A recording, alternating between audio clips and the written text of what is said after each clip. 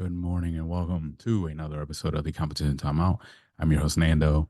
We're back. We weren't there yesterday. We're here today. Special Wednesday episode. Um, yeah, and we got some things to talk about.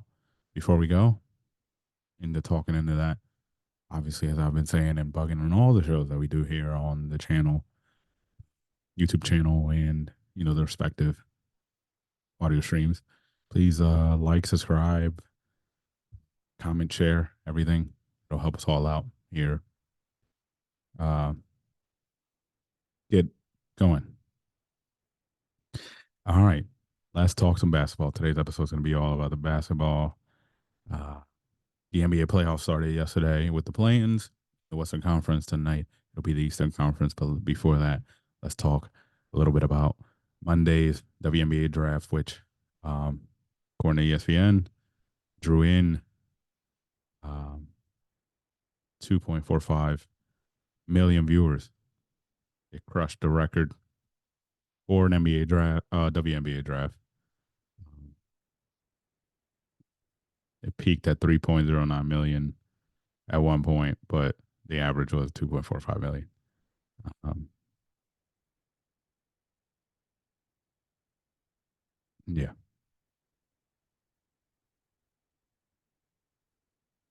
Yeah. All right. So the draft, good time. Everybody was paying attention. Obviously, we knew who the first pick was. It was Caitlin Clark. She goes to the Indiana Fever. And then after that, a lot of things happened. Cameron Brink goes second to the LA Sparks. She stays out west. And Camila Cardoso goes third from South Carolina. Obviously, those are three of the top players that everybody, knew about. They bought out. Um, then after that, the top 10 runs out as with the big names. Rakia Jackson from Tennessee goes fourth. JC Sheldon from Ohio State goes fifth. Aaliyah Edwards from UConn goes sixth. And Angel Reese goes seven to Chicago as well. Her and Cardoso will be teaming up. A power forward center combo there. Yeah. It was a fun draft. Very short draft because they only have 3 rounds, 12 picks. Uh, Other notable picks, Nika Mule got drafted by the Storm in the second round, actually, the second pick of the second round. And then in that same second round, Kay Martin from Iowa gets drafted as well to the Las Vegas Aces. Kay Martin actually said that she was just there to support Caitlin. She didn't think she was going to get drafted, but she was very happy that she did. So that's good. Big night for the WNBA. They start in about 2 weeks. They get going. So we'll see. We'll see if Caitlin's success and all these other girls' success in the college game as far as viewership follows over to the WNBA when the season starts. Uh, Speaking of more basketball, like I said, the NBA playoffs have started. The play-ins were yesterday in the West. Tonight will be the East. But in the West, the Lakers were the eighth seed. They're facing the seventh seed, the Pelicans in New Orleans. They get the win. They will face the Nuggets in the 2-7 matchup. Now, New Orleans will host the Kings. I believe it is on Thursday. Or is it Friday? Anyway, before we get ahead of ourselves, LeBron in 23, D. Russell at 21, and Anthony Davis at 20. That was enough for the Lakers to win 110-106. They won by 4. Zion balled out, had 40, 11 rebounds, 5 assists, went 17 for 27 from the field.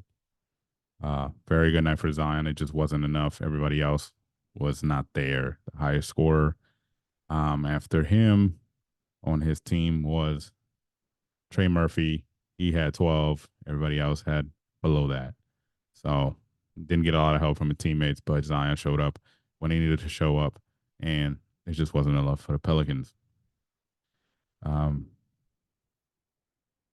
It's actually that game I was speaking of is on Friday. It's actually Pelicans on Friday.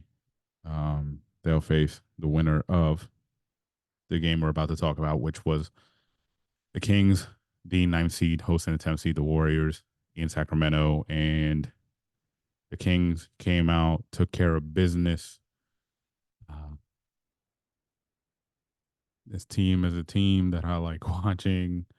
Um, and yes, they've had up and downs, there's injuries and things like that. But tonight against the Warriors, they showed up. Uh, big statement game for Keegan Murray in his second year in the league. Drops 32, gets 9 rebounds, shoots 50% from the field, going 10 for 20 field goals. Um, so yeah, Keegan Murray with 32 leads the way. De'Aaron Fox a little bit behind there with 24, and that propelled the Kings to get the 118-94 victory over the Warriors. Harrison Barnes showing up against his former team, getting 17, the third leading scorer on the Kings. So good for Harrison. Hopefully he keeps that up because the Kings will need it in this run. The biggest story that you will hear from this game, when it should be about the Kings, you're going to hear a lot about what happened with Clay. Clay went 0 for 10 in this game, played 32 minutes. 0 for 6 from 3, 0 for 10 overall, minus 12. Uh, yeah. I mean, Steph only had 22. Wiggins had 12. Draymond had 12. So nobody really, they needed Clay. And that's kind of what Steve Kerr alluded to after the game, that they needed Clay, or they need Clay to, I guess, I forget what the question was actually, but they said they need. Um, yeah. But they do need Steph. I mean, they do need Clay. We'll see if Clay wants to come back. Yeah, we'll see if Clay will come back. I think he's a free agent. Yeah, yeah, it'll be interesting to see. Obviously, as we know, Clay's been dealing with some things, maybe some mental health stuff, something like that all year. He's been coming off the bench, which has been fitting for him. He has been starting recently a lot though, but most of the year he was coming off the bench, and that was working for him. Um, but yeah, we'll see. It is tough, but hopefully gets it together and the Warriors can make one last run. But honestly, this isn't about the Warriors, like I said. This is about the Kings. Kings look really good. I know they're missing Red Velvet and they're missing Malik Monk, two big pieces, which is part of the reason that, you know, they kind of fell a little bit towards the end. But we'll see. I think they can. I like this Kings team. Kings team. Obviously, I just mentioned two big pieces of theirs that are missing, but people have stepped up on that squad. Uh, specifically uh, specifically Ellis. He has stepped up in the absence of these guys. Red Velvet and Malik Monk, and they're gonna need those guys until those guys can come back, if they're even coming back, if they make a run. But I really like the Kings. They're a good team. They're just, I think they can match up against the Pelicans, but we'll see what happens Friday. Um, like I said. So yeah, tonight more playing. Sixers hosting the Heat, and then the Bulls and the Hawks, and then we'll see from there. We'll talk about that. Uh, Baseball, nothing big except the Braves lose Albies to with a fractured big toe, and then